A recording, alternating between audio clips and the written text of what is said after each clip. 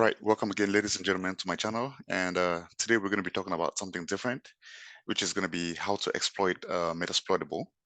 And for those of you that are not familiar with what Metasploitable is, it's just an operating system, which is specifically Linux. It's a Linux operating system or a Linux box, which we do have installed in our virtual environment here, which in this case, I'm using VMware. So Metasploitable right here, this is what it looks like. It's a machine just like this. Actually, if you look at it from this view here, you're going to realize that I have two machines that are on. I have my Kali machine and I have my Metasploitable2. So I want to use Kali to get onto this machine, the Metasploitable framework, actually the Metasploitable2. Okay, so that being said, the first thing I want to show you guys is, let me actually show you what the IP address looks like for our Metasploitable. Metasploitable's IP address is the 68.52, which is the last 2 octet here. But now the first thing we need to do is, let's first of all scan this machine and find out what are even the open ports on this machine, because you cannot exploit a machine unless you know the ports and the services that are running on that machine. And I would like to do that from my Kali machine. So here, try to make this a little bigger. So I will use a tool called Nmap. And I like to do, I could do a stealth scan and a version detection -SV, just like that. Then I can pass in the IP address of my Metasploitable, 192.168.68.52. That's the IP address there. But I already ran this scan. I'm just going to show you guys the result because it takes a little bit of some time, but we got to make the video go a little bit faster. So I ran it, but I think I just used the version, which is still okay. So, but my main thing here is I'm interested in knowing the ports that are open and knowing the services that are running and their version. The one I want to exploit today is going to be the FTP service, specifically VSFTP 2.3.4, as you can see here. Now let's find out if, one, this version is vulnerable. If it is not vulnerable, then you cannot exploit it because we only exploit the weaknesses, right? So within Kali, we can search for potential exploit using the MSF console tool. So if I just type in MSF console, which is the Metasploit framework, Kali already comes with some built-in exploits, which is the Metasploit framework. So here, it takes some time to also load, and we'll give it a few minutes here. I decided just to do it this way so that those that are, replicating this, they could at least have an idea that it's not always running very fast. So we'll give it a few minutes here. When it runs, then we're going to search for that that version of FTP that is been that's running on our Metasploitable. Okay, so here we are. After it runs, you're going to have something like this, MSF6. So here, let's search for VSFTP. Kind of running slow. VSFTP. I'm just searching for that service because I know within my scan here, it says VSFTP is running and this specific version is running, right? So let's go back to it. Okay, it came back with some results, 2 of them, 1 and 2, but I'm interested in the exploit. So there's an exploit that does exist for that. So how do we use the exploit? We will just type use and then exploit Unix FTP and the VSFTP, just like that, and hit enter. Now, once you do that, you're going to realize that your prompt is going to change. Now it's telling you you're within the exploit. But then how do you know even how to run it? The next thing would be, I want to show the options. What are the options that I have for this exploit? So I'll just type in show options and hit enter.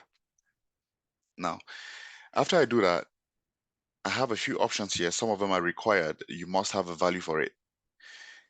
The first one we see here, the R port, which is for remote port, which is in this case is our Metasploitable port.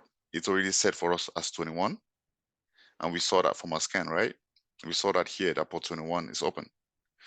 Then the second thing that we have to set is the R host. What is our remote target? What is our remote host? So let's set that up. To set that, we will say set R host with an S and type in 192.168.68.52. That is our Metasploitable machine right there, and hit enter.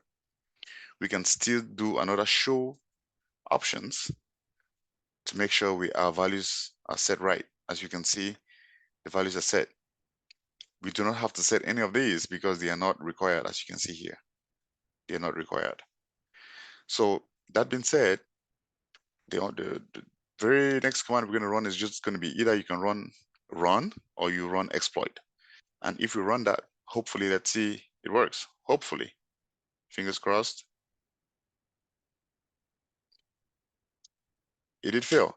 So let's see. Not sure what. Sometimes you just have to like restart the box again, and it should work. I think my IP addresses, everything is set up right. So what I'll do is let me exit from here, and probably have to just let me close the prompt and then do it again. Close up my terminal and just open it again. Let's see. Hopefully it works this time. Okay, so I'll try to do that a little bit faster, and let's see. So I'll do MSF console and hit enter. Let's get on a console again.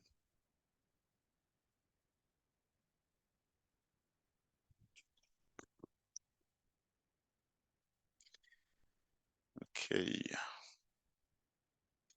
let's watch it come up.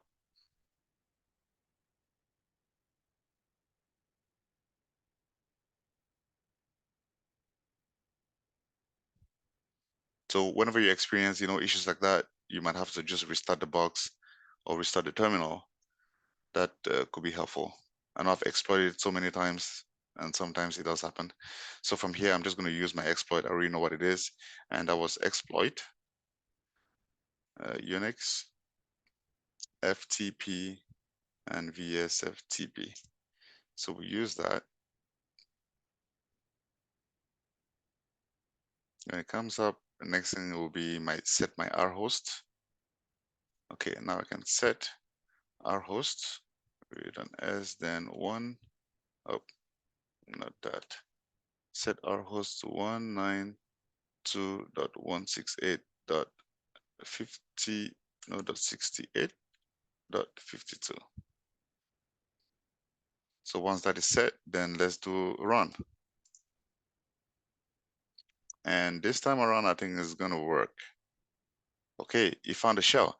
So here I'm just gonna type in ls. If I do ls, as you can see, I'm already on that box right here, right? So I did an ls there. So I could type, okay, who am I? Who am I? That is, I am root. I can do like ifconfig right now. As you can see, where is that IP address? I can't see why. Okay, right here. So I am on that box right here. I can do shell. If I do shell, right now, you don't have a prompt, right? But sometimes it's better to always have a prompt. So I'll just type in shell. And let's see what it gives me. Hopefully it can give me a shell back. Okay, now it looks more like it, right? It looks more like it. Who am I? And obviously I am root.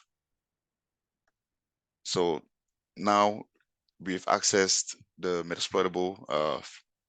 Metasploitable2 machine using that exploit. One cool thing you can also do is you can background this session. I can just say background,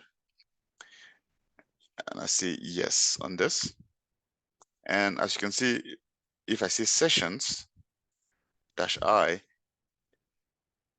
I have my background session here. So from here, I can actually even exploit and use a different exploit here, right? Just search for another exploit. I can have as many sessions as possible, but this one has been background. If I want to get back to that session, then obviously I can just do session, sessions -I, then I just give it a number 1, which is this number here. And I am back into that Metasploitable. I didn't have to exploit it again the second time. So I hope you guys learned something from this video. And if you did, please do not forget to give this video a thumbs up, like the video, and definitely subscribe to the channel to help the channel grow. That being said, thank you guys again, and I'll see you guys in our next video. All right, bye.